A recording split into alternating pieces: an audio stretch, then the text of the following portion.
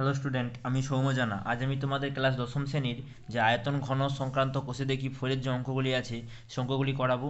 দেখো, অঙ্কগুলি করাবার আগে তো আমি তোমাদের কিছু জিনিসের সঙ্গে পরিচিত করে দিচ্ছি। দেখো, আয়ত ঘন, ঠিক আছে। আয়ত ঘন জিনিসটা কি? দেখো, আয়ত ঘনকের মধ্যে তিনটা ভাগ থাকে। একটা হচ্ছে আয়ত ঘন, যার হচ্ছে এইভাবে হয়।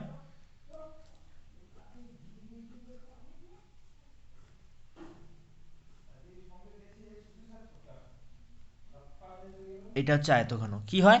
আর এই পাশে একটা তল থাকে যেটা আয়তক্ষেত্রের মতো দেখতে লাগে, ঠিক আছে।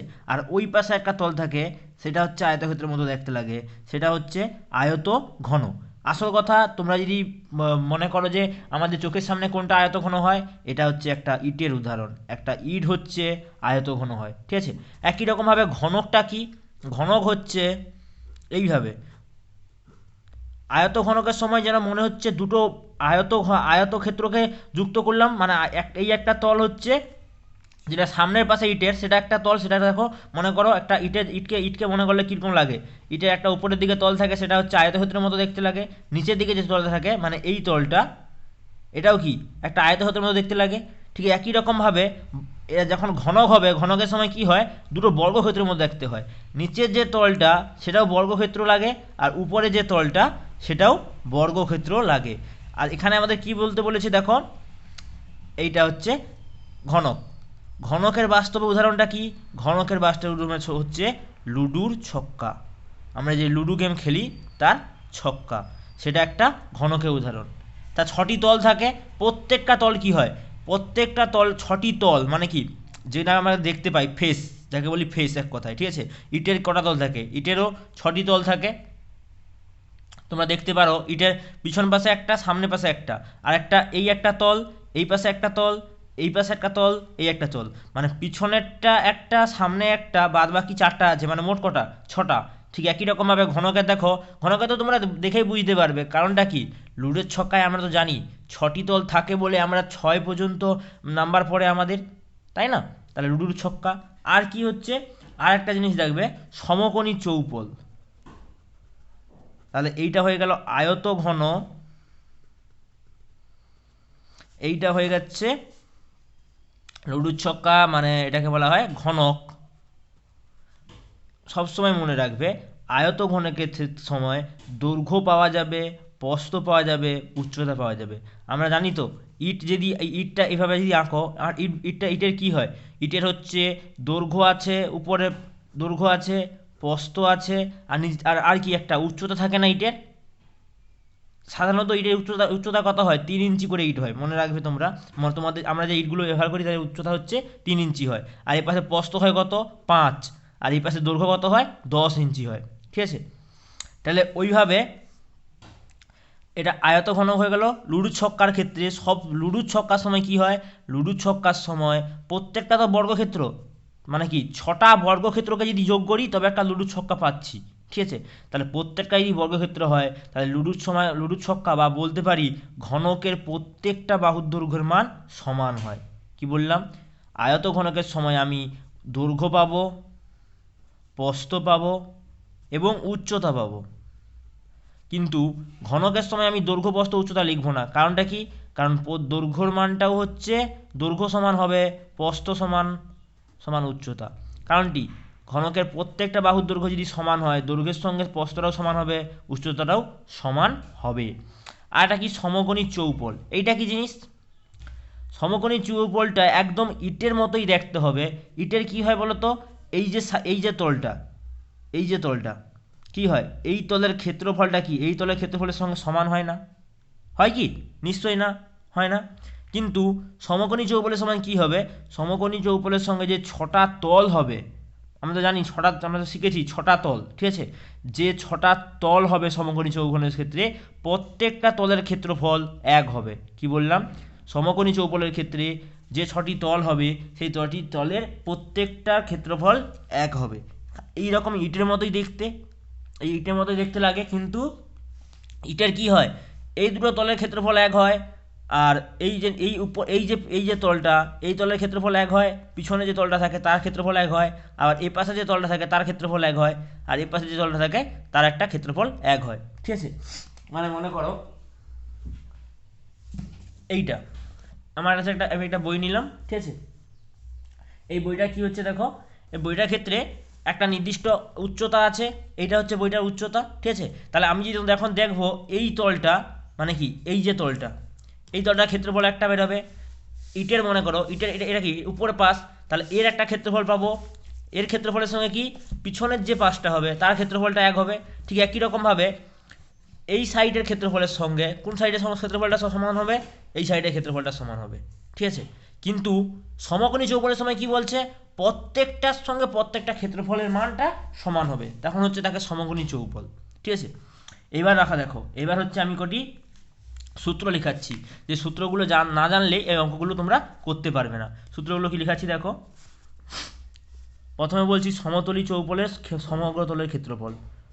সমকোণী চৌপলের সমগ্র তলের ক্ষেত্রফল। সমকোণী চৌপলের সমগ্র তলের ক্ষেত্রফল কি হবে, 6টি তলের ক্ষেত্রফল, 6টি তলের ক্ষেত্রফল, তাই না। আমি তো বলেছিলাম সমকোণী চৌপলের ক্ষেত্রে 6টা তল থাকে, আয়তঘনকের ক্ষেত্রে 6টা তল থাকে, লুডো ছক্কার ক্ষেত্রে 6টা তল থাকে। তাহলে বলতে পারি সমকোণী চৌপলের সমগ্র তলের ক্ষেত্রফল মানে কি, পুরোটার ক্ষেত্রফল কত হবে, 6টি তলের ক্ষেত্রফল। এবার কি দেখো, এখানে হবে 2 গুণিতক, আমি কি লিখতেছি দেখো, 2 কেন লিখতেছি দেখো, 2 গুণিতক কেন লিখতেছি, যদি তোমরা তোমাদের জন্য দেখো আমি দেখাচ্ছি। মনে করো এটাই বইটা মনে করো, ঠিক আছে। বইটা যদি মনে করো, আমি বলেছি না এই পাশের যে ক্ষেত্রফলটা হবে এই পাশের ক্ষেত্রফলের সঙ্গে কোন পাশের ক্ষেত্রফলটা সমান হবে, এই পাশের ক্ষেত্রফলটা সমান হবে, ঠিক আছে।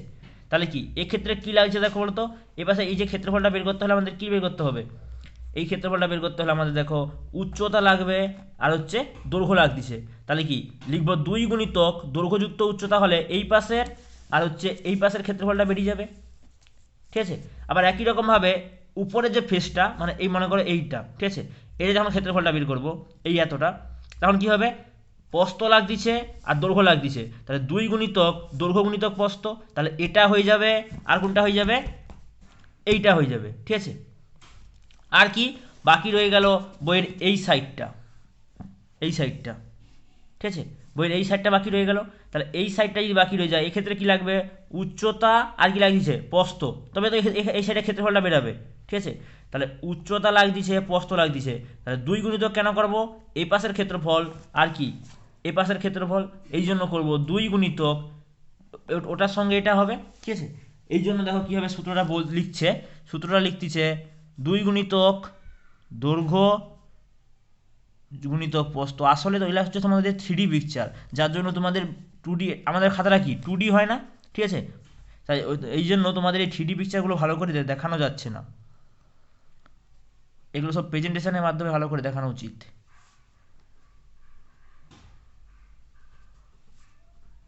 এইটা ওই যে বললাম প্রথমে যখন উপরের পৃষ্ঠটার ক্ষেত্রফল বার করবো মানে এই পৃষ্ঠের ক্ষেত্রফল বার করবো তখন কি দৈর্ঘ্য লাগতেছে প্রস্থ লাগতেছে। আবার যখন এই পাশের পৃষ্ঠটার ক্ষেত্রফল বার করবো তখন কি দেখো এটা তো প্রস্থ, সরি এটা প্রস্থ, এটা তো উচ্চতা ছিল, তাহলে এই পাশে যখন ক্ষেত্রফলটা বের করবো তখন উচ্চতা গুণিতক প্রস্থ কটা, এই পাশে একটা এই পাশে একটা, ওদের লিখবো 2 গুণিতক উচ্চতা গুণিতক প্রস্থ, 2 গুণিতক উচ্চতা গুণিতক প্রস্থ। ঠিক একই রকমভাবে যখন এই তলের ক্ষেত্রফলটা বের করবো, এই তলের ক্ষেত্রফলটা কী হবে, এই তলের ক্ষেত্রফলের সময় কী লাগ দিছে দৈর্ঘ্য লাগ দিছে আর এটা কি উচ্চতা, দৈর্ঘ্য আর উচ্চতা লাগ দিছে, এই পাশে বেরাবে আবার এটা বেরাবে, তাহলে দুটো যদি বের করবো তখন কী হবে 2 গুণিতক দৈর্ঘ্য গুণিতক উচ্চতা। আমি তো বললাম উপর পৃষ্ঠে দৈর্ঘ্য গুণিতক প্রস্থ হয়, এইভাবে, ঠিক আছে। এবার লিখো, এবার হচ্ছে ঘনকের সমগ্র তলের ক্ষেত্রফল,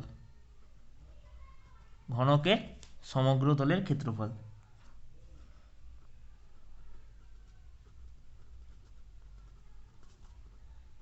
আচ্ছা তোমাদের যেটা বলতেছি, ঠিক আছে, তোমাদের বইয়ে এই যে আয়ত ঘনক আর সমকোণী চৌপলের মধ্যে বললাম না একটু পার্থক্য, সামান্য কিছুটা পার্থক্য থাকে, ঠিক আছে। এইখানে তোমাদের বইয়ে আয়ত ঘনককে সমকোণী চৌপল হিসাবেই ধরে অঙ্কগুলো করা হয়, ঠিক আছে।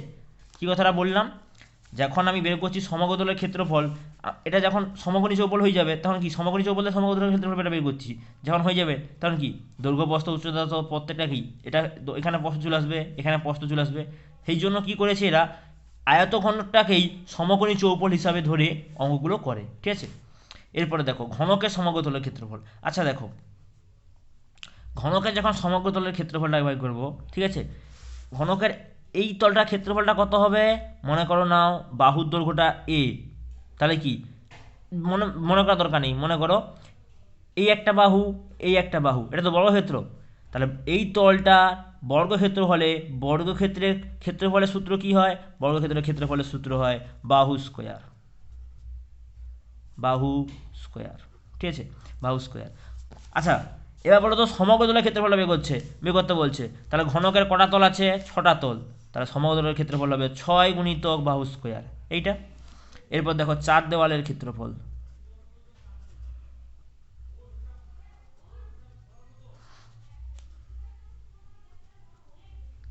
চার দেওয়ালের ক্ষেত্রফল কি হয়, 2 গুণিতক দৈর্ঘ্য যুক্ত প্রস্থ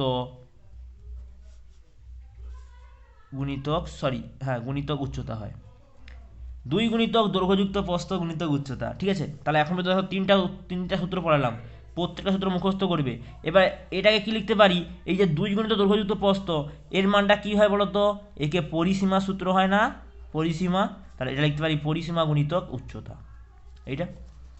আবার দেখো এবার যে বের করছি এগুলো আরও ইম্পর্টেন্ট, আয়ত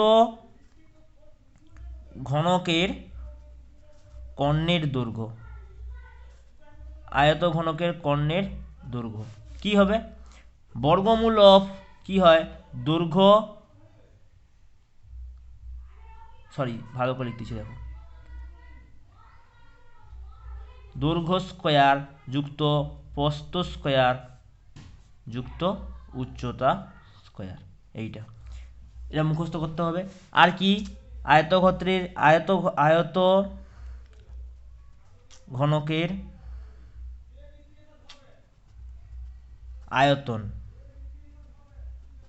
আয়তঘনকের আয়তনটা কি হবে, ভূমির ক্ষেত্রফল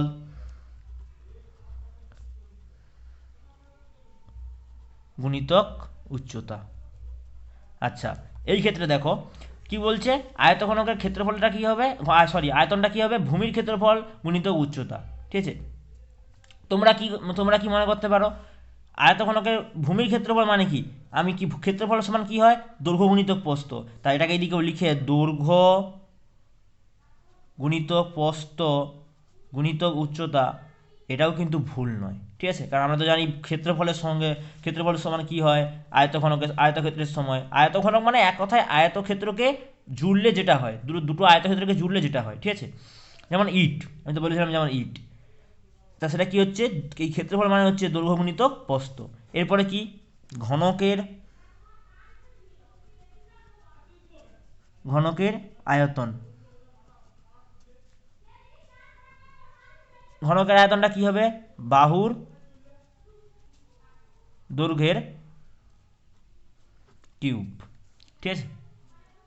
কেন, ওই যে বললাম দৈর্ঘ্য গুণিত আয়তঘনকের সময় কি হয় দৈর্ঘ্য গুণিতক প্রস্থ গুণিতক উচ্চতা, ঠিক আছে। আয়তঘনকের ক্ষেত্রে কি হবে, দৈর্ঘ্যের মানটাও তো এক, প্রস্থের মানটাও তো এক, আর উচ্চতার মানটাও তো এক, ঘনকের সময় হয় না, এই যে লিখেছিলাম বোঝাটা লিখেছিলাম দেখো, এই যে ঘনকের সময় হয় দৈর্ঘ্য সমান হচ্ছে প্রস্থ সমান হচ্ছে উচ্চতা, তাহলে এখানে কি লিখবো, বাহু গুণিতক বাহু গুণিতক বাহু, তাহলে কটা বাহুর গুণফল, 3টা বাহুর গুণফল, তাহলে লিখতে পারি বাহুর কিউব, এইটা এইভাবে। এরপরে দেখো লিখছি ঘনকের কর্ণের দৈর্ঘ্য, তাহলে ঘনকের কর্ণের দৈর্ঘ্যটা কি হবে, ঘনকের কর্ণের দৈর্ঘ্য সূত্র হচ্ছে √3 ইন্টু বাহু। এই সূত্রগুলো তোমাদের এখন মানে ঠিক মতো বলতে পারছি না যে কি করে আসতেছে এই সূত্রগুলো, ঠিক আছে। তোমাদের দেখো তোমরা যখন উচ্চ কোনো মানে 11-12 যখন পড়বে তোমরা তখন দেখবে কি করে এই সূত্রগুলো আসছিল, সে তখন তোমরা বুঝতে পারবে। এখন তোমাদের কাজ কি, এখন তোমাদের কাজ হচ্ছে আমি এই কটা সূত্র লিখালাম, একটা দুটো তিনটে চারটে পাঁচটে ছটা সাতটা সূত্র লিখালাম, ঠিক আছে। এই 7টা সূত্রকে আগে প্রথমে ভালো করে মুখস্থ করবে, মুখস্থ করার পরে খাতায় যতবার কোনো জিনিসকে মুখস্থ করার পরে তোমরা ফেলি রাখবে না, সঙ্গে সঙ্গে তারা খাতায় লিখবে, তাহলে দেখতে পারবে যে তোমরা কতটা ভুল করছো বা ঠিক করছো, ঠিক আছে। সেইভাবে এই 7টা সূত্রকে তোমরা মুখস্থ করবে, মুখস্থ করার পরে খাতায় লিখবে, ঠিক আছে। তারপর দেখবে ঠিক হচ্ছে নাকি, যদি ঠিক হয় তারপরে অঙ্কগুলো বা আমি যে ভিডিওটা করাচ্ছি সেই ভিডিওটি তারপরে চালু করে অঙ্কগুলো করার চেষ্টা করবে, ঠিক আছে। আগে সূত্র মুখস্থ করবে, তারপরে কিন্তু অঙ্ক করতে হবে, না হলে কিছু বুঝতে পারবে না। এরপর যদি আমরা চলে আসি অঙ্কে, অঙ্ক যদি চলে আসি, দেখো কোষে দেখি,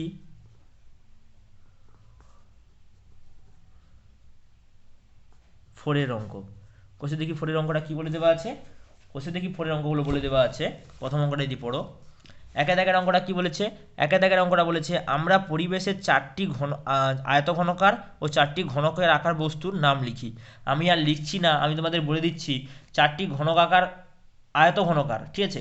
4টি আয়তঘনকারের উদাহরণ কি হবে, ওই যে ইট হচ্ছে, তারপর তোমাদের স্মার্টফোন, আমরা যে স্মার্টফোন ইউজ করি, মোবাইল বক্স, তার মোবাইলের বক্সটা হচ্ছে একটা আয়তঘনক হবে। আমরা যে ঘরে যে রুমটা ইউজ করি, ঠিক আছে, সেটাও কি একটা আয়তঘনক হবে। এইভাবে তোমরা নিজেরাই লিখতে পারবে। আর ঘনক বস্তু কি, ঘনক বস্তু যখন লুডুর ছক্কা হয়, ঠিক আছে। আর কি হয়, আর হচ্ছে তোমাদের কি বলে, আরও অনেক কিছু হয়, তোমরা ওটা দেখবে, দেখে লিখবে, ঠিক আছে। ওটা অতটা পড়ে না ওগুলো পরীক্ষায়। এরপরে দেখো যেটা মেন, যেগুলো আচ্ছা পরের অঙ্কটা কি বলেছে দেখো, পরে বলছে পাশের আয়তঘনকার চিত্রের তলগুলি ও ধারগুলি ও শীর্ষবিন্দুগুলির নাম লিখি। আচ্ছা, এক্ষেত্রে যে ধার, ধার মানে কি বলছে, ধার মানে আমি দেখো তল মানে কি, তল মানে দেখো এই একটা তল হবে, মানে কি এ ডি ই এফ, এই একটা তল। আবার দেখো এই একটা তল হবে এ বি এইচ ই, এই একটা তল। আর একটা তল কি হবে বি সি জি এইচ, এই একটা তল। আবার কি হবে ই এফ জি এইচ, মানে এই তলটা হবে। আর কি তল হবে, আর একটা তল হবে ডি সি বি এ, এই একটা তল হবে, ঠিক আছে। এইরকম মোট 6টা তল, ঠিক আছে, 6টা তল হবে। আচ্ছা, যদি এটাকে ছবিটাকে যদি করে দেখাচ্ছি দেখো, আর কি বলছে বলছে শীর্ষবিন্দু, শীর্ষবিন্দু মানে কিছু নয়, এই বিন্দুগুলো, এগুলোকে বলা হয় শীর্ষবিন্দু। আর ধার কাকে বলে, আয়তঘনক, সরি এই আয়তঘনকার ক্ষেত্রের সময় এগুলোকে সব এই যে বাহু দৈর্ঘ্যকে বলা হয় ধার, এক কথায় বলা হয় ধার। তাহলে দেখো আমি যদি ছবিটা তোমাদের এঁকে দেখাচ্ছি, তলগুলো আসলে তোমাদের দেখাচ্ছি তলগুলো কি কি, ছবিটা কীভাবে আঁকতে হয় দেখে নাও, এইভাবে আঁকতে হয়, ঠিক আছে।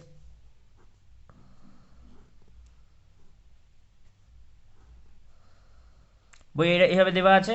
এবার কি নাম দেওয়া আছে, এই বিন্দুটার নাম দেওয়া আছে এ, এটার নাম দেওয়া আছে ডি, এটার নাম দেওয়া আছে সি, এটার নাম দেওয়া আছে বি, এটার নাম দেওয়া আছে এফ, এটার নাম দেওয়া আছে ই, এটার নাম দেওয়া আছে এইচ, এটার নাম দেওয়া আছে জি, ঠিক আছে। এবার দেখো কি বললাম, কি বলে কি কি জানতে চাইছে, প্রথমে জানতে চাইছে কটি তল আছে। আমরা তো জানি 6টি তল থাকে, 6টি তলের নাম তাহলে কি হবে, তল হবে, দেখো যখন এই উপরে তলা লিখবো সঙ্গে সঙ্গে তার পিছনে তলা লিখে দেবো। উপর তলা কি এ E H B, A B H E, A B H E, এ একটা তল। যখন এই তলটা লিখছি সঙ্গে সঙ্গে নিচের তলটা লিখবো D C G H G F, D C G F. তাহলে কি উপরের তলটা হয়ে গেল, নিচের তলটা হয়ে গেল। এবার দেখো এই সাইডে যখন তলা লিখবো সঙ্গে সঙ্গে এই সাইডে তলটা লিখে দেবো। তাহলে A D F E, A D F E, এই সাইডের তলটা।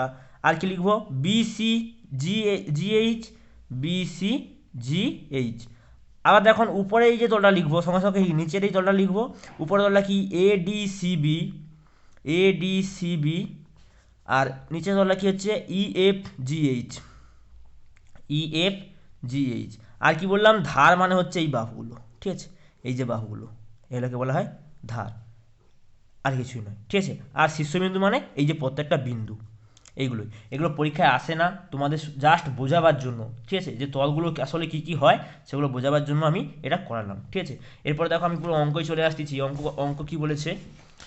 এবার দেখো 3 দাগের থেকে অঙ্ক শুরু হয়েছে। অঙ্কগুলো কি বলেছে, অঙ্কগুলো বলেছে প্রথম অঙ্কটা যদি পড়ো 3 দাগের অঙ্কটা, বলছে একটি সমকোণী চৌপলের ঘরের দৈর্ঘ্য প্রস্থ ও উচ্চতা যথাক্রমে। আচ্ছা, একটি সমকোণী চৌপল আছে, যারা বলছে ঘরের দৈর্ঘ্য দেওয়া আছে, প্রস্থ দেওয়া আছে, উচ্চতা দেওয়া আছে, হলে ওই ঘরে সবচেয়ে লম্বা যে রণটি রাখা যাবে তার দৈর্ঘ্য তো হিসাব করে লিখি। আচ্ছা, কি বলেছে দেখো, একটি সমকোণী চৌপল আছে, হ্যাঁ, তার মধ্যে কি বলে দেওয়া আছে দৈর্ঘ্য প্রস্থ উচ্চতা দেওয়া আছে। আর কি বলেছে ওই ঘরে সবচেয়ে লম্বা যে দণ্ডটি রাখা যাবে তার ক্ষেত্রফল লিখি। আচ্ছা, তার মানে কি তোমাদের এইভাবে ভাবতে হবে, এইটা একটা আয়তঘন, এই তো একটা আয়তঘন, মানে কি একটা ইটের মতো, ঠিক আছে। এর কি দেওয়া আছে, এই দৈর্ঘ্যটা দেওয়া আছে কত, দৈর্ঘ্য দেওয়া আছে 5 সেমি, প্রস্থ দেওয়া আছে 4, আর এই যে উচ্চতা এর মানটা কত দেওয়া আছে, 3 দেওয়া আছে, ঠিক আছে। এবার বলছে সবচেয়ে বড় যে দণ্ডটি রাখা যাবে, সবচেয়ে বড় দণ্ড মানে কি, এই কোণ থেকে শুরু করে আয়তঘনটার কনক, মানে কর্ণ, কর্ণ মানে কি, এই কোণ থেকে শুরু করে এই পাশের যে কোণটা, তোমাদের দেখতে 3D পিকচারে মনে হচ্ছে ছোট, কিন্তু আসলে কি এটা অনেক এটা সব থেকে বড় দণ্ড হবে। বা এইভাবে এ পাশ থেকে যদি করি, এই কর্ণ থেকে এই পাশের কর্ণের সঙ্গে, ঠিক আছে। এইভাবে তোমাদের দেখতে 3D পিকচার তো 2Dতে দেখাতে খুব অসুবিধা হচ্ছে, না হলে ভালো করে তোমরা বুঝতে পারতে। মানে কর্ণের দৈর্ঘ্যটাই হচ্ছে আমরা, আচ্ছা সবথেকে ভালো দেখো, একটা আয়তক্ষেত্র তো, হ্যাঁ, দুটো আয়তক্ষেত্র মিলেই তো একটা আয়তঘনক তৈরি হয়। তাহলে এই যে আয়তক্ষেত্রটা, আমি বলতে পারি এই আয়তক্ষেত্রের মধ্যে সবচেয়ে বড় দণ্ড কী রাখতে পারবো, আয়তক্ষেত্রের কর্ণটাই সব থেকে বড় আকার হয় না। তাহলে এখান থেকে দৈর্ঘ্য থেকেও তো আয়তক্ষেত্রের কর্ণটা বড় হয়, তাহলে কি এখান থেকে বলতে পারবো যে আয়তক্ষেত্রের কর্ণটাই হচ্ছে সবচেয়ে বড় দণ্ড। তাহলে এখান থেকে এই আয়তঘনকের ক্ষেত্রে তাহলে কী লিখবো, এবার যদি অঙ্কটা করি তাহলে কি আমাকে কর্ণের দৈর্ঘ্যটা বের করতে হবে, ওই কর্ণের দৈর্ঘ্যটা হচ্ছে সবচেয়ে বড় দণ্ডের দৈর্ঘ্যের সঙ্গে সমান হবে। লিখতেছি কি দেওয়া আছে, তাহলে প্রথমে তুলো, বলে দেওয়া আছে কি সমকোণী চৌপলাকার সমকোণী চৌপলাকার ঘরের দৈর্ঘ্য, আমি যেখানে বলে দিয়েছি যে সমকোণী চৌপল মানেই এখানে এক্ষেত্রে আয়তঘনককেই ধরা হচ্ছে, ঠিক আছে। সমকোণী চৌপলাকার তার দৈর্ঘ্য হচ্ছে 5 মিটার, প্রস্থ দেওয়া আছে 4 মিটার, এবং উচ্চতা বলে দেওয়া আছে 3 মিটার, ঠিক আছে। তাহলে এখান থেকে আমাদের কী বের করতে হবে, সবচেয়ে বড় দণ্ড মানে আমি তো এক্ষুনি বললাম কর্ণের দৈর্ঘ্যটা বের করতে হবে। তাহলে কী বের করবো, সমকোণী চৌপলটির কর্ণের দৈর্ঘ্য বের করবো। তাহলে লিখবো সমকোণী চৌপলের কর্ণের দৈর্ঘ্য সমান কী হবে, বর্গমূল, এটা একটা সূত্র হয়, সূত্রটা তোমরা মুখস্থ করবে, দৈর্ঘ্য স্কোয়ার যুক্ত প্রস্থ স্কোয়ার যুক্ত উচ্চতার স্কোয়ার, ঠিক আছে। এইটা সূত্র হয় কর্ণের দৈর্ঘ্য। এবার যদি দৈর্ঘ্য মানটা বসাই, এক্ষেত্রে দৈর্ঘ্য কত ছিল, দেখো বইয়ের দিকে তাকালে দেখতে হবে 5-এর বর্গ দেওয়া ছিল, প্রস্থ কত দেওয়া ছিল, প্রস্থ দেওয়া ছিল 4, তাহলে কি 4-এর বর্গ হবে। আর উচ্চতা কত বলে দেওয়া ছিল, উচ্চতা বলে দেওয়া ছিল 3, তাহলে 3-এর বর্গ হবে এটা। যদি করো 5-এর বর্গ করলে 25, 4-এর বর্গ করলে হচ্ছে 16, 3-এর বর্গ করলে হচ্ছে 9, 25, 16, 9 যদি যোগ করো কত হবে, 5 আর 6 যোগ করলে 11, 11-এর সঙ্গে 9 যোগ করলে হচ্ছে 20, হাতে 0, হাতে রইল 2, 2-এর সঙ্গে 2 যোগ করলে 4, 4-এর সঙ্গে 1 যোগ করলে 5, তাহলে হচ্ছে 50। তাহলে বর্গমূল 50, এটাকে যদি ভাঙো, 2-এ দিলে 25, এখানে 5-এ দিলে 5, তাহলে আসলে কি হচ্ছে, বর্গমূল 2 গুণিতক 50-কে লিখতে পারি 2 গুণিতক 5 গুণিতক 5, এইটা। আবার কি হতে পারে, সমান চিহ্ন দিয়ে এখানে লিখতে পারি, কটা 5-এর গুণফল আছে, দুটো 5-এর গুণফল। তাহলে কি আমরা জানি বর্গমূলের ভিতরে দুটো 5-এর গুণফল হলে জোড়া থাকলে একটা বাইরে বেরায়, তাহলে জোড়ায় আছে মানে কি একটা 5 বাইরে বাইরে বেরোবে, আর বর্গমূল দুটো যেরকম ছিল সেরকম পড়ে থাকবে। তাহলে কি এত মিটার, এটা আমি কি পেলাম, সমকোণী চৌপলের কর্ণের দৈর্ঘ্যটা পেলাম। আমাকে কি বলছিল, সবচেয়ে বড় যে দণ্ডটি রাখা যাবে তার দৈর্ঘ্য, তাহলে এটাই তো হবে সবচেয়ে বড় দণ্ড।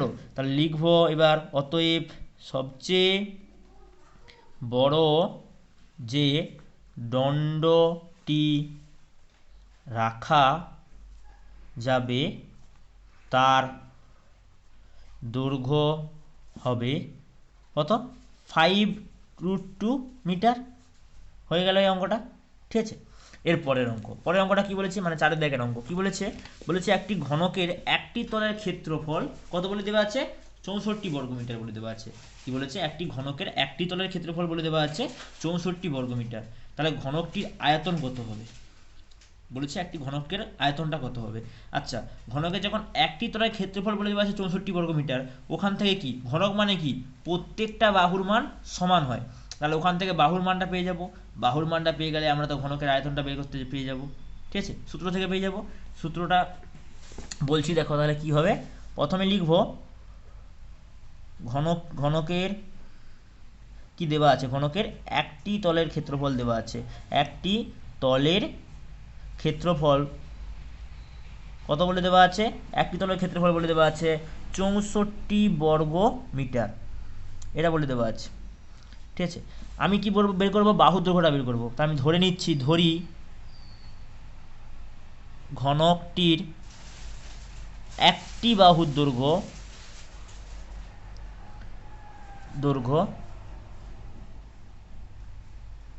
x metre. তাহলে শর্তানুসারে কি লিখতে পারি, শর্তানুসারে দেখো আসলে কি ঘনক মানে কি, ঘনক মানে বলেছিলাম বর্গক্ষেত্র। তাহলে বর্গক্ষেত্রের ক্ষেত্রফলে একটি বাহু পেয়ে গেলাম, ক্ষেত্রফলের সূত্র কি হয়, বাহু স্কোয়ার। তাহলে এক্স স্কোয়ার করলে কি হবে, এক্স স্কোয়ার। এই যে এক্স স্কোয়ার এটাই কি ঘনকের একটা তল মানে কি, একটা বর্গক্ষেত্রের ক্ষেত্রফল। তাহলে একটা বর্গক্ষেত্রের ক্ষেত্রফল যখন বের করতেছি, তার মানে কি একটা তলের ক্ষেত্রফল, এই যে ক্ষেত্রফলটা এর সঙ্গে সমান হয়ে যাবে।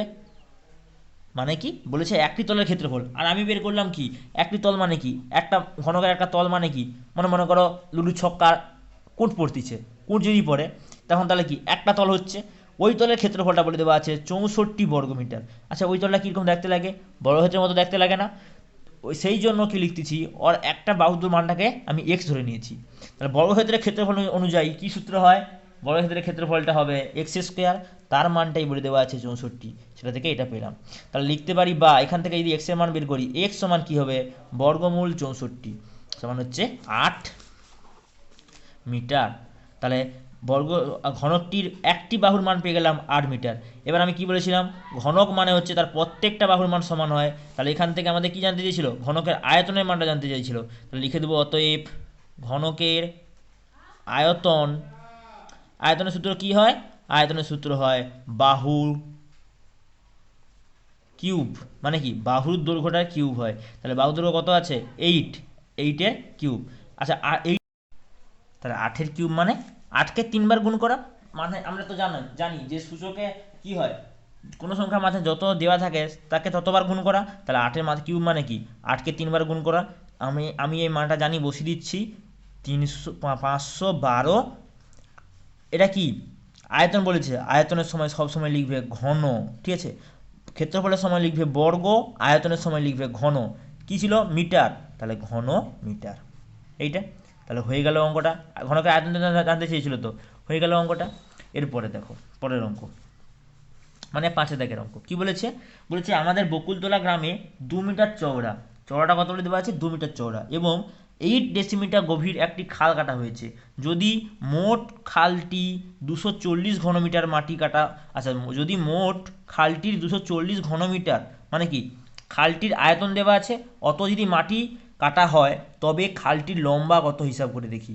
মানে আর কিছুই নয়, ওই আয়ত ঘনকের চওড়াটা মানে কি, প্রস্থর মান দেওয়া আছে, উচ্চতার মানটা দেওয়া আছে 8 ডেসিমিটার, ঠিক আছে। আর কি বলেছে, বলেছে ওই খালটি থেকে 240 ঘনমিটার মাটি, ঘনমিটার মানে কি, ওই 240 ঘনমিটার মানে হচ্ছে ওই খালটির আয়তন, ঠিক আছে। ওই খালটির আয়তন দেওয়া আছে, সেখান থেকে তোমাকে কি জানতে চাইছে, খালটির লম্বা মানে খালটির দৈর্ঘ্যর মানটা জানতে চাইছে। তাহলে যদি অঙ্কটা করি, দেখো কি লিখবো, প্রথমে লিখতেছি, দেখো খালটির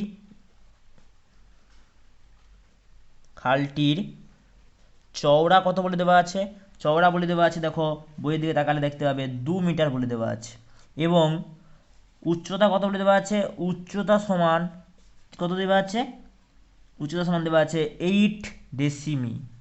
এবার দেখো এটা দেওয়া আছে মিটারে, এটা দেওয়া আছে ডেসিমিতে, ঠিক আছে। তাহলে কি আমাকে মিটারে নিয়ে আসতে হবে, মিটারে নিয়ে এলে কত কী হবে, 0.8 মিটার, ডেসিমিকে মিটারে নিয়ে এলে 10 দিয়ে ভাগ করতে হয়, তাই না। তাহলে 0.8 মিটার। এবার ধরে নিচ্ছি ঘনকটির ধরি,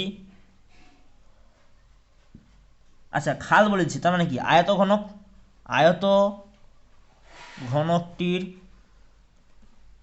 দৈর্ঘ্য কত হবে, দৈর্ঘ্য সমান লিখতে পারি, আয়তঘনকটির দৈর্ঘ্য সমান লিখতে পারি, কি লিখতে পারি, এক্স ধরে নিচ্ছি, এক্স মিটার, ঠিক আছে।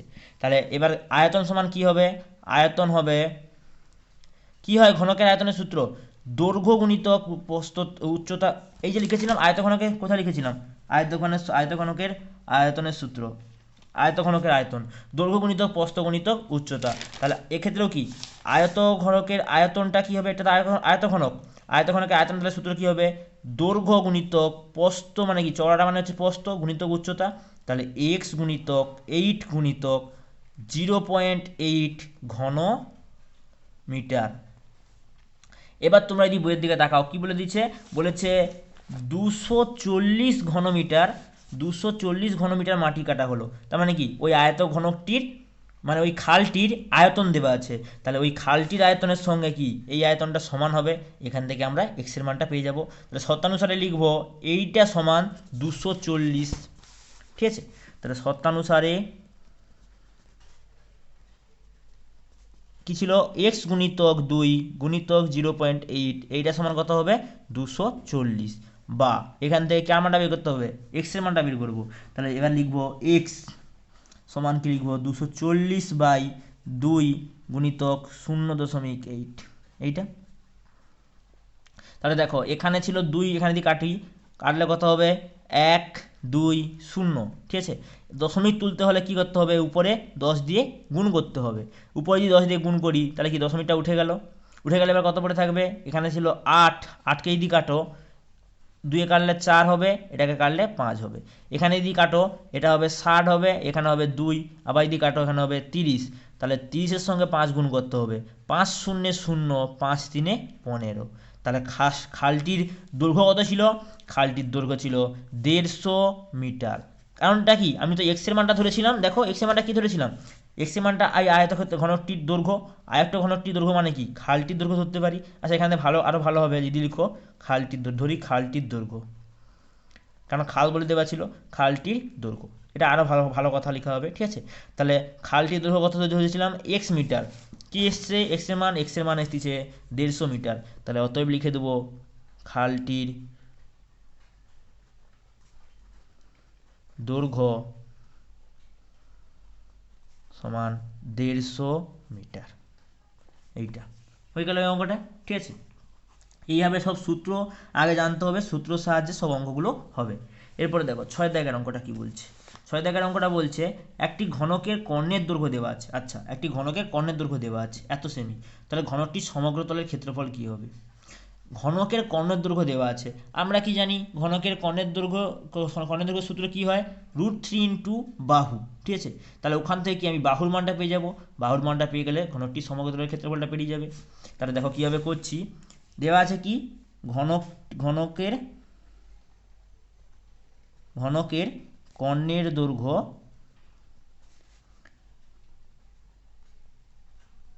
কত বলে দেওয়া আছে 4√3 সেমি। এখান থেকে আমি বাহুর দৈর্ঘ্যটা বের করবো, তাহলে লিখে দেবো ধরি ঘনকটির একটি বাহুর দৈর্ঘ্য এক্স সেমি, ঠিক আছে। তাহলে ঘনকটির একটি বাহুর দৈর্ঘ্য যদি এক্স সেমি হয়, ঘনকের কর্ণের সূত্রটা কি হয়, কর্ণের দৈর্ঘ্য কি হবে, কর্ণের দৈর্ঘ্য হবে কি হবে, কর্ণের দৈর্ঘ্য সূত্র কি হয়, √3 ইন্টু বাহু হয়, এটা হচ্ছে কর্ণের দৈর্ঘ্য সূত্র হয় ঘনকের। তাহলে ঘনকের কর্ণের দৈর্ঘ্য যদি √3 ইন্টু বাহুর মান কত এই ক্ষেত্রে এক্স, তাহলে √3 ইন্টু এক্স সেমি। এবার দেখো এটাও তো ঘনকের কর্ণের দৈর্ঘ্য, এটাও তো ঘনকের কর্ণের দৈর্ঘ্য, তাহলে শর্তানুসারে এটা লিখতে পারবো এইটার সঙ্গে এইটা সমান, সেখান থেকে এক্স এর মানটা বের করবো। তাহলে লিখবো শর্তানুসারে √3 ইন্টু এক্স সমান লিখবো 4√3, তাহলে বা এক্স সমান কি লিখতে পারি 4/√3, নিচে হচ্ছে এখানে √3টা কি গুণাকারে ছিল, গেলে ভাগ হয়ে যাবে, তাহলে এটা কেটে গেল, তাহলে কত আসছে 4 সেমি। তাহলে এখান থেকে কি পেলাম, ঘনকটির বাহুর দৈর্ঘ্য এক্স সমান 4 সেমি, তাহলে লিখে দেবো বাহুর দৈর্ঘ্য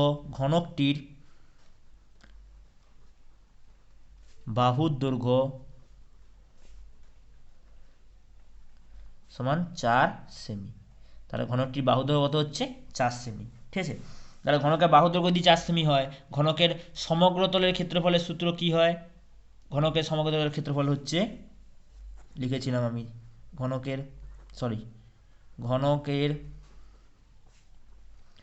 সমগ্র তলের ক্ষেত্রফল ঘনক মানে কি এরকম ভাববে, সূত্র যদি না কেউ মুখস্থ করতে পারো সেটা তারা এইভাবে ভাববে। ঘনক মানে কি, এক বর্গক্ষেত্রকে যুক্ত করা হয়, তাহলে বর্গক্ষেত্রের ক্ষেত্রফলের সূত্র কি হয়, বাহুর স্কোয়ার। আর ঘনকের কটা তল থাকে, সমগ্র তল মানে কি, কটা তল থাকে ঘনকের, প্রত্যেকটা 6টা করে তল থাকে।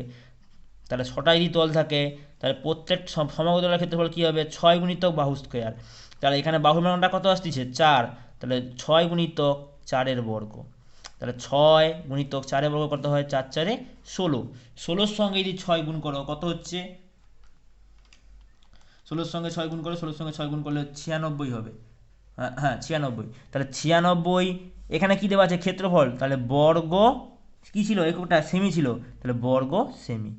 আমাদের কি জানতে চাইছিল, ঘনকের সমগ্রতলের ক্ষেত্রফলটা জানতে চাইছিল। তাহলে ঘনকের সমগ্রতলের ক্ষেত্রফল কত আসছে, 16 গুণিতক 6 সমান হচ্ছে 96 বর্গ সেমি। এইটা হয়ে গেল অঙ্কটা। এরপরে দেখো 7-এর দাগের অঙ্ক কি বলেছে। 7-এর দাগের অঙ্কটা বলেছে একটি ঘনকের ধারগুলির সংখ্যার দৈর্ঘ্যের সমষ্টি। আচ্ছা, একটি ঘনকের ধারগুলির দৈর্ঘ্যের সমষ্টি কতগুলি দেওয়া আছে, 60 সেমি হলে ঘনকের ঘনফলটি হিসাব করে লিখি। ঘনকের ঘনফল, ঘনফল মানে ঘনকের, আসল কথা হচ্ছে ঘনকের ঘনফল মানে হচ্ছে ঘনকের আয়তনটা বের করতে বলছে। কি বললাম, ঘনকের ঘনফল মানে হচ্ছে ঘনকের আয়তনটা বের করতে বলছে। এবার কি বলেছে, ঘনকের এক ধারগুলির সমষ্টি দেওয়া আছে 60 সেমি। আমি তোমাদের কি বলেছিলাম, যে ঘনকের ধার মানে হচ্ছে বাহুর দৈর্ঘ্য। কি বললাম, ঘনকের ধার মানে হচ্ছে বাহুর দৈর্ঘ্য। তাহলে আমি লিখবো, কি লিখতেছি দেখো, আমরা কি জানি একটি ঘনকে কটি কটি বাহু থাকে, আমরা জানি একটি ঘনকে ধার সংখ্যা, বা এখানে যেহেতু বাহুকে ধার বলে দেওয়া আছে তাহলে লিখবো একটি ঘনকে ধার সংখ্যা সমান 12টি। এবার কি করে ভাববে যে কি করে হচ্ছে 12টা, দেখে দিচ্ছি দেখো ছবি এঁকে এঁকে। ধার সংখ্যা মানে কি বললাম, বাহুর মানগুলো। এটা 1 নম্বর, এটা 2 নম্বর, এটা 3 নম্বর, এটা 4 নম্বর, এটা 5 নম্বর, এটা 6 নম্বর, এটা 7 নম্বর, এটা 8 নম্বর, এটা 9 নম্বর, এটা 10 নম্বর, এটা 11 নম্বর, আর এটা হচ্ছে 12 নম্বর। হয়ে যাচ্ছে 12টা বাহু। 12টা বাহু মানে 12টি ধার। তাহলে ঘনকের ধার সংখ্যা কত দেওয়া আছে, 12। ঠিক আছে, আর ধরি একটি ধারের দৈর্ঘ্য এক্স, কি এখানে কি দেওয়া ছিল, মিটারে দেওয়া ছিল না, সরি এক্স সেমি হবে, কারণ 60 সেমি বলে দেওয়া ছিল। তাহলে একটি ধারের দৈর্ঘ্য যদি এক্স সেমি হয়, 12টি ধারের দৈর্ঘ্য কত হবে, তাহলে লিখব 12টি ধারের দৈর্ঘ্য, একটি ধারের দৈর্ঘ্য যদি এক্স সেমি হয়, 12টি ধারের দৈর্ঘ্য কত হবে, 12 গুণিতক এক্স সমান বলতে পারি 12 এক্স সেমি। ঠিক আছে, এবার তোমাকে বলে কি বইয়ে কী দেওয়া আছে, ঘনকের ধারগুলির দৈর্ঘ্যের সমষ্টি 60 দেওয়া আছে। তাহলে আমি তো কী পেলাম, ঘনকে 12টা ধার থাকে, 12টি ধারের সমষ্টি কত হচ্ছে 12x। তাহলে এটার মানই দেওয়া আছে 60 সেমি। তাহলে এবার লিখবো শর্তানুসারে কি হবে, ওই 12x সমান হচ্ছে 60, বা বলতে পারি x সমান 60/12, 12 5-এ 60 হয়। তাহলে কত উত্তর আসতেছে, x এর মান হচ্ছে 5 সেমি। এবার আমি কি বললাম, x এর মান 5 মানে কি, এই যে ধারের দৈর্ঘ্য, আর ধারের দৈর্ঘ্য মানে হচ্ছে বাহুর দৈর্ঘ্য। কি বের করতে বলেছে বলতো, ঘনকটির ঘনফল। তাহলে এবার লিখব ঘনকটির ঘনফল। এবার বলেছি না, ঘনকটির ঘনফল মানে হচ্ছে আসলে আয়তনটা বের করতে বলছে। তাহলে আয়তনের সূত্র কি হবে, কি হয়, বাহু কিউব হয়, মানে কি বাহুর দৈর্ঘ্যের কিউব হয়। বাহুর মানটা কত আসছে, বা ধারের মানটা, বাহু বা ধার একই কথা, ধারের মানটা কত আসছে 5, তাহলে 5-এর কিউব করব। 5-এর কিউব করলে কত হয়, তোমাদের আমি পরে লিখে দিচ্ছি, পরে লিখে তোমরা মুখস্থ করে রাখবে, 125 ঘনফল বের করতে বলছে আর কি, ঘন সেমি। এককগুলো ভালো করে দেখো রাখবে তোমরা, ক্ষেত্রফলের জায়গায় বর্গ লিখবে, আর যেখানে আয়তন দেওয়া থাকবে সেক্ষেত্রে ঘন লিখবে। ঠিক আছে, এইটা হয়ে গেল অঙ্কটা। এরপরের অঙ্ক 8-এর দাগের অঙ্কটা কি বলেছে দেখো। 8-এর দাগের অঙ্কটা বলছে যদি একটি ঘনকের 6টি পৃষ্ঠতলের ক্ষেত্রফলের সমষ্টি কত বলে দেওয়া থাকে, বলে দেওয়া আছে 216 বর্গ সেমি হয়। তাহলে কি, তাহলে তবে ঘনকটির আয়তন কত হিসাব করে দেখি। ঠিক আছে, কি বলেছে, একটি ঘনকের বলে দেওয়া আছে 6টি পৃষ্ঠতলের ক্ষেত্রফল কত বলে দেওয়া আছে, 6টি পৃষ্ঠতলের ক্ষেত্রফল দেওয়া আছে। 6টি পৃষ্ঠতল মানে কি, আচ্ছা আমরা তো জানি ঘনকে কটা পৃষ্ঠ থাকে, 6টি পৃষ্ঠতল বলে থাকে। ঠিক আছে, তাহলে তোমাদের ভাষাটা কীভাবে দিয়েছে দেখো, বলেছে ঘনকের 6টি পৃষ্ঠতলের ক্ষেত্রফল, মানেই হচ্ছে 6টি পৃষ্ঠতল মানে সমগ্র তলের ক্ষেত্রফল। কি বললাম, ঘনকের 6টি পৃষ্ঠতলের ক্ষেত্রফলের সমষ্টি দেওয়া আছে 600 বর্গ সেমি, মানেই হচ্ছে ঘনকটির সমগ্র তলের ক্ষেত্রফল দেওয়া আছে 216 বর্গ সেমি। আচ্ছা আর কি বলেছে, বলেছে যে ক্ষেত্রফলের সমষ্টি দেওয়া আছে, তাহলে আয়তনটা বের করতে বলছে। ক্ষেত্রফলের সমষ্টি দেওয়া আছে, আমি ওখান থেকে কি বাহুর মানটা পেয়ে যাব। তাহলে যদি করি দেখো, ওখান থেকে প্রথমে বাহুর মানটা বের করতেছি, লিখব ধরি ঘনকের একটি বাহুর দৈর্ঘ্য এ সেমি। কি ধরলাম, ঘনকের একটি বাহুর দৈর্ঘ্য এ সেমি, তাহলে কি এখান থেকে এর মানটা পেয়ে যাব। এবার লিখব, আমরা জানি কি জানি, ঘনকের 6টি পৃষ্ঠের ক্ষেত্রফল সমান, যেটা বললাম সমান মানে হচ্ছে সমগ্র তলের ক্ষেত্রফল, সমগ্র তলের ক্ষেত্রফল। ঘনকের সমগ্র তলের ক্ষেত্রফল সমান কি হয়, 6 গুণিতক বাহুর বর্গ। তাহলে 6 গুণিতক বাহুর মানে কি, 6 গুণিতক বাহুর মানটা কত, এখানে এর এর যদি মানটা বসায় তাহলে কি এর বর্গ, তাহলে 6a² বর্গ সেমি এটা। এবার কি এখানে বইয়ে কি বলে দেওয়া আছে, ঘনকের 6টি পৃষ্ঠের ক্ষেত্রফল বলে দেওয়া আছে, বইয়ে দেখো বলে দেওয়া আছে 216 বর্গ সেমি। তাহলে আমার আসছে কত, 6a², তাহলে এইটার সঙ্গে হবে 16 বর্গ, এটা সমান হচ্ছে 216 বর্গ সেমি হবে। তাহলে শর্তানুসারে লিখব, ওখান থেকে কি এর মানটা পেয়ে যাব, এর মান পাওয়া মানে হচ্ছে বাহুর মানটা পেয়ে যাব। তাহলে শর্তানুসারে কি লিখব, 6a² সমান 216, বা a² সমান হবে 21 বলতেছি 216/6। যদি কাটাকাটি করি কত হবে, একবারে 6 দিয়ে দাও, 6 দিলে দেখো 3 দেবো প্রথমে, 3 দিলে কত হবে, 3 দিলে হচ্ছে 18 হবে, তারপর 36। ঠিক আছে, 6 6 36, তাহলে কত হচ্ছে 36 হচ্ছে। বা ছিল a² ছিল, সমান যদি এ লিখি কী হবে, বর্গমূল 36 সমান হচ্ছে 6। তাহলে এর মানটা কত আসতেছে 6, মানে কি একটি বাহুর মান আসতেছে 6। তাহলে লিখব বাহুর দৈর্ঘ্য সমান কি 6 সেমি। তাহলে বাহু দৈর্ঘ্য যদি 6 সেমি হয়, কী বের করতে বলেছিল, বলে দেওয়া ছিল ঘনকটির আয়তন কত হবে হিসাব করে দেখি। তাহলে এখান থেকে লিখব, আয়তনের সূত্র কি হয়, অতএব লিখব ঘনকটির আয়তন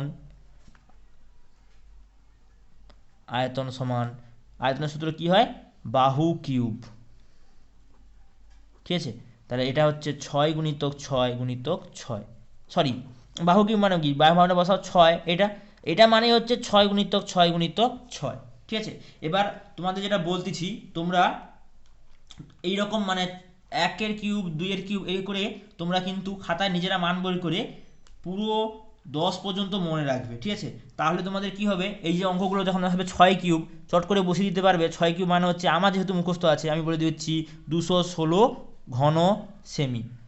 এইভাবে তোমাদের কি হবে, তাহলে তোমাদেরকে এভাবে গুণ করতে হবে না, চট করে এই গুণটাকে বাদ দিয়ে তোমরা এখানে এই 216 ঘন সেমি বের করে বসিয়ে দিতে পারবে। তাই তোমাদের বলতেছি, খাতায় তোমরা 1 কিউব থেকে শুরু করে 10 কিউব পর্যন্ত মুখস্থ করবে, তাহলে অঙ্কগুলো হয়ে যাবে। আচ্ছা, এই অঙ্কটার ক্ষেত্রে কি জানতে চেয়েছিল, এই অঙ্কটার ক্ষেত্রে জানতে চেয়েছিল ঘনকটির আয়তন কত হবে। তাহলে ঘনকটির আয়তন কত হচ্ছে 216 ঘন সেমি, এইটা হচ্ছে ঘনকটির আয়তন। তাহলে এটা বেরিয়ে যাচ্ছে, এবার লিখে দিচ্ছি। তাহলে এটা দেখো, ওটা যদি ঘনকের আয়তন হয়, হয়ে গেল অঙ্কটা। আজকে দেখো, আজকে আমি তোমাদের এই 8 দাগ মতো অঙ্কগুলো করলাম। অঙ্কগুলো বারবার তোমাদের আগে সূত্র মুখস্থ করবে, তারপরে কিন্তু অঙ্কগুলো দেখবে। আমি বারবার বলছি আগে সূত্র মুখস্থ করবে, নাহলে কিন্তু অঙ্কগুলো কিছু বুঝতে পারবে না, বুঝতে অনেকটাই অসুবিধা হবে। ঠিক আছে।